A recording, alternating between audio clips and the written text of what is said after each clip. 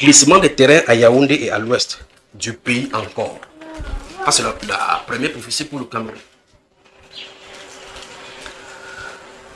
Normalement, l'esprit dit dans une zone de la ville de Yaoundé, parce que si tu t'assois, s'il arrive pour monter sur la toiture du palais de l'unité, et puis vous avez ce que les militaires utilisent pour regarder à distance. Vous regardez à distance, vous voyez ces quartiers-là. Parce qu'en parlant maintenant, je vois cela. Le quartier est là comme ça. Ça doit se monter de l'autre côté, vous voyez là-bas. C'est pour de cette hauteur, on voit ces quartiers-là avec ces genres de construction. Nous sommes à Yaoundé. Donc, il parle de glissement des terrains à Yaoundé. Normalement, les gens qui construisent, le ministère de l'urbanisme et ceux qui décident de la ville devraient régler ces problèmes-ci. Vous voyez, n'est-ce pas? Donc, conseil à ceux responsables de l'urbanisation, il est temps d'en finir avec l'anarchisme. L'anarchisme. Il faut prendre le taureau par des cornes, ça va faire beaucoup de colère. Mais on ne fait pas des omelettes sans casser les œufs. Les familles sont en train de se construire. Vous voyez des flancs de collines. Une personne vient s'installer dans les vallées. Une personne vient s'installer. Et ce sont des zones où on ne doit pas construire, où on sait très bien qu'on ne doit pas construire. Mais on vient vendre des terrains là-bas. Au point où ce même terrain qui est vendu, une autorité a signé un papier concernant ce terrain. Une autorité a mis son cachet, mettre sa signature. On doit faire les descentes sur le terrain pour regarder que ce terrain, avant d'attribuer un document. Ce terrain, c'est arrêtez ça, faites arrêter ceci. Ce terrain est bien positionné et bien vivable. N'est-ce pas si vous comprenez? On vend une personne, deux personnes, trois personnes. Subitement, 200, 300 personnes sont installées en un lieu. Ils ont conçu une année, 2 années, 3 années. Ils ont fait 15 ans, les enfants sont nés là-bas. Il y a même des écoles ici, ici.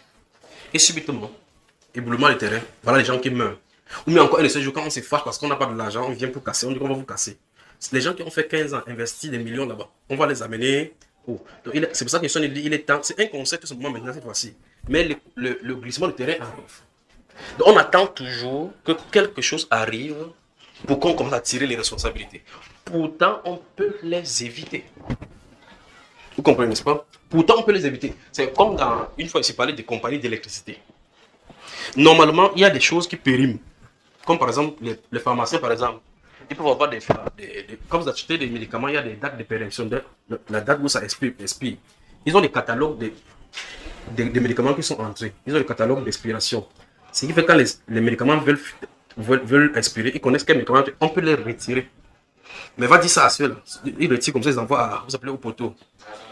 Ils ont fabriqué des systèmes de cachets, ils mettent là-dessus. Tu vois, la date d'expiration n'est pas la date d'expiration. C'est-à-dire que expirer n'est pas expirer. Comme le cachet se pend, le remède reprend vie, quoi. Donc tu fuis la pharmacie, tu peux retrouver ça là-bas. Vous voyez, là on se retrouve, n'est-ce pas? Il est temps que nous prenions conscience. Donc il parlait pour la compagnie de l'histoire pour dire, voici les transformateurs qui sont en train de vieillir et autres. Chacun passe les bras. Pourtant, on a du temps pour dire, ces transformateurs, ceci a fait 15 ans, l'autre ceci a fait 20 ans, ceci a fait ceci. En attendant, le quartier, si on avait mis ces transformateurs quand il y avait 200 personnes, maintenant il y en a 10 000. Il faut qu'on réfléchisse. Ça va faire boum. Vous restez, vous voyez, les étincelles. Boum. Dis c'est quoi? Vous êtes dans le noir. Comment dire que la compagnie de cité vient de recevoir un signal qu'il y a un incendie là-bas. Pourtant, ils savent quelle est la cause. Donc, chaque fois, on est toujours en train de courir à sapeur-pompier au lieu d'anticiper sur les problèmes. Donc, il y a un problème de glissement de terrain à Yaoundé. Et à l'ouest, encore une fois de plus. Vous me suivez, n'est-ce pas? Donc, on peut résoudre ces problèmes-ci. Quelle est la chose? On peut commencer à sensibiliser les gens, même à la télévision et à la radio. Les ministères, chaque ministère a des chargés de communication. C'est-à-dire qu'ils doivent expliquer à quoi consiste le ministère, quelles sont les missions du ministère. Venez à la télévision organiser une séance. La télévision publique est faite pour cela. C'est-à-dire qu'un ministère peut avoir sa tranche. Il y a des gens qui, quand ils vont acheter le terrain, ils ne savent pas comment faire. Quand ils vont faire le titre foncier, ils ne savent pas comment faire. Le ministère du domaine va là-bas pour expliquer. Pour faire votre titre foncier, ne vous faites pas amadouer là-bas dehors. Voilà comment ça se passe, la procédure. Même si la procédure est sur le papier, qu'on dise quand même, avant que la réalité soit autre chose. Donc il faut qu'on éduque les gens. Maintenant, si on éduque les gens concernant l'urbanisme et que des spécialistes viennent, dans ce domaine-là, il y a des juristes. Dans ce domaine, il y a des techniciens. Il y a des spécialistes dans la géologie. Ils s'assoient sur un plateau, on les interroge.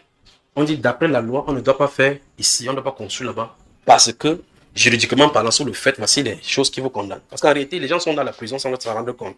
Normalement, le jour qu'on vient casser, c'est toi qui dois payer la casse. Normalement. C'est-à-dire que si le 80 vient casser ta maison, tu vas payer. Alors, maintenant, si le géologue dit, voici ce qui se passe.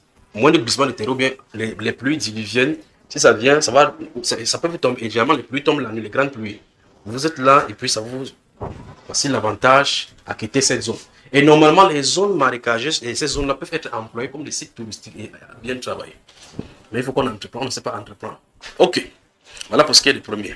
On y va? Vous avez moi? Vous fâchez comme ça, on ne peut pas encore dire des choses ici.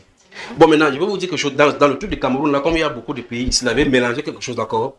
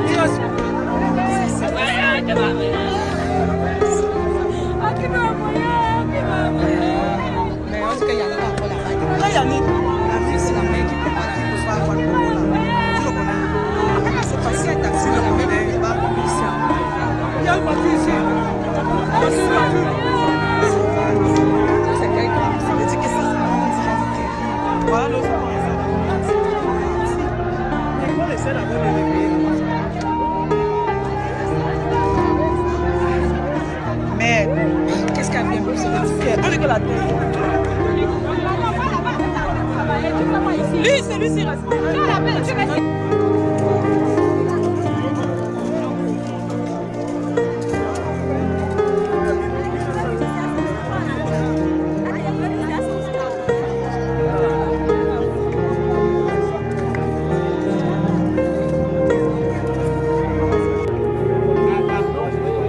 Ma maman qui est morte. Voilà. Éboulement de la terre. La terre s'est déboulée là-bas. Et la terre est tombée sur elle. On cherche mon corps. Le corps, on cherche encore le corps. Apparemment, il y a plusieurs morts. Il y a plusieurs morts. Dont mon maman fait partie. Je ne sais pas ce qui s'est passé. Quelle cruauté. J'étais avec maman hier. Parce que maman qui est morte.